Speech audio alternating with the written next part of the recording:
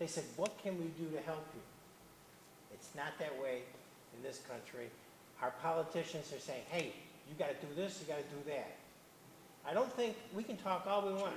Until Albany hears us saying, change your attitude and be pro-business, no matter how much we talk, it isn't going to do any good. Well, what we did is we developed the shovel-ready site back in, I guess, 2002 or whatever.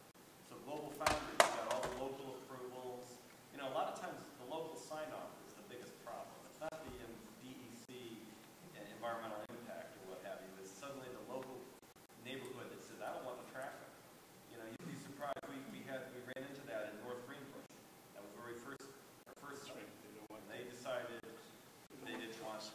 So then we went to a larger site, went through the process, takes upfront money. The state invested that, just like they've been investing over at the Marcy site to get the engineering studies done. It's expensive, but you know, the state did that. So I think there's a way to, and that was the first state in the country to do this. So I think, but part of it was because we were going after computer chip factories, now we knew what we wanted. So when we went in to get shovel ready, we got the permits in place for that level of operation. And then anything else below it, you know, it's a pretty intense manufacturing from a permitting perspective. Semiconductor manufacturing is, I would say, at the higher end. So, you know, get your site pre-permitted for that. If you put in EV manufacturing, you put in a lot of other different types, would fall in under that category. So I think there's,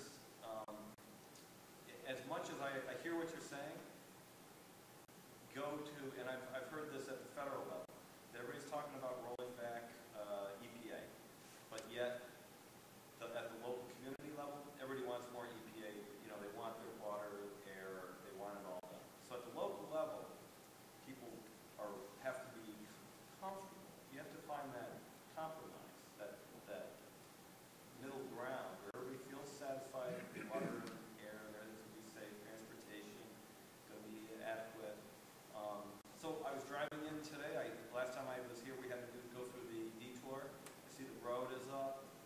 Beautiful. It conveys a message. If you're bringing a company in to consider location here, they see a region that's got its vision. You know, it sees where it wants to go by that roadway.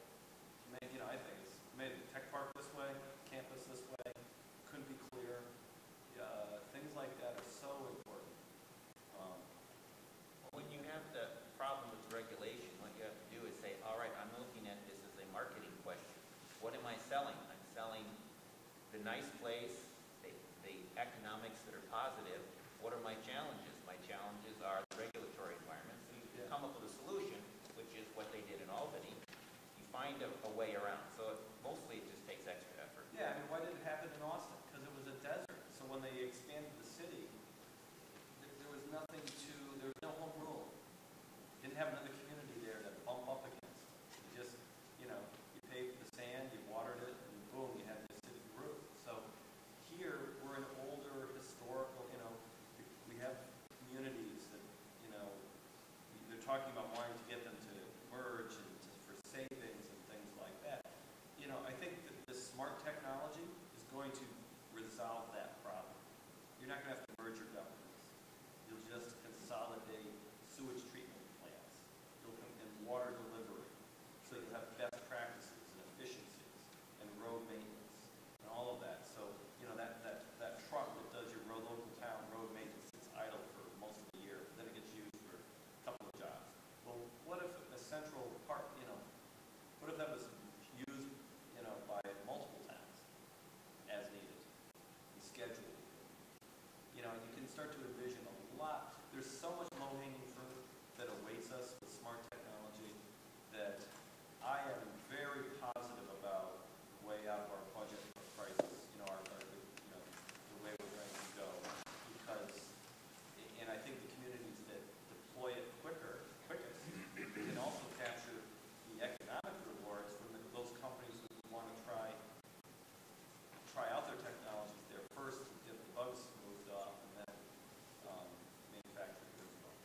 to thank everyone for participating. There was a really great range of questions, from education to construction to healthcare. I mean, I think that really speaks to the diversity of the group, and it's great to have everybody here.